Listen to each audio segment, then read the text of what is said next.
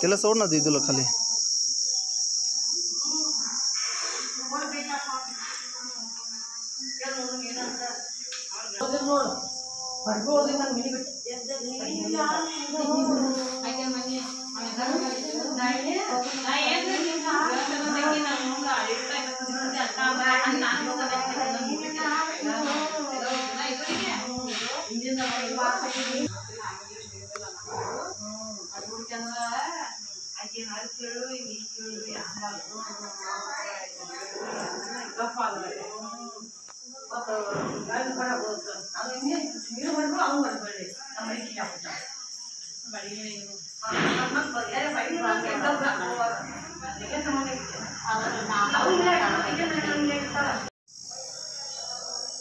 बघा मंडळी, तुम्ही बघू शकता आम्ही आता डॅम हसूरमध्ये एक डॅम हसूर म्हणून एक गाव आहे, त्या गावात आलेला आहे.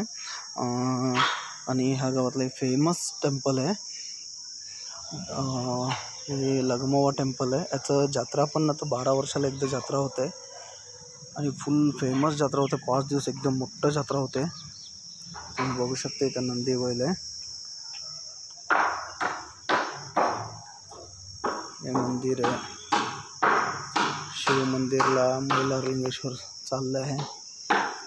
मला या दर्शनासाठी चाललं आहे शिवालयाला. तुम्ही इकडं बघू शकते सगळं मंदिरचं काम चालू आहे. मंदिरासाठी चालू आहे की जत्रा, आता 5 दिवस जत्रासाठी सगळं काम चालू आहे. हे तुम्ही इथं बघू शकता. राधाकृष्ण मंदिर, विठ्ठल रुक्मिणीचं मंदिर आहे. आणि एका कंपाऊंडमध्ये इथं एवढं टेम्पल सगळं हे केलेलं आहे, एवढं देवाचं सगळं केलेलं आहे.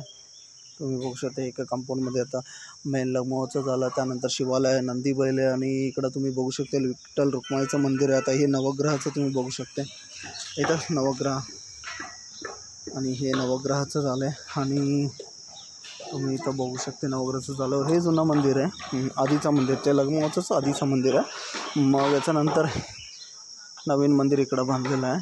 तुम्ही इथं बघू शकता ते आधीचं मंदिर कसं असते तुम्ही हे बघू शकता. कधी पण आधीचं मंदिर असं एकदम छोटा दरवाजा, म्हणजे ह्यासाठी त्याचं दार केलं असतं की सगळं भक्त झुकून यायला पाहिजे.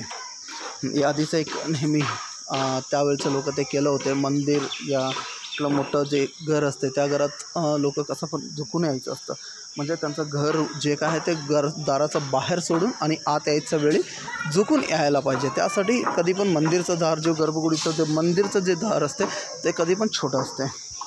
आणि आता जे नवीन बघा, हे नवीन बांधलेलं त्यात पण गर्भगुडीचं मेन जे असते ते दोर छोटंच असते. लोक जे आहे त्यांचं घर सगळं बाहेर सोडून आत पाया पडायला यायचं पाहिजे, त्यासाठी ते केलं असते.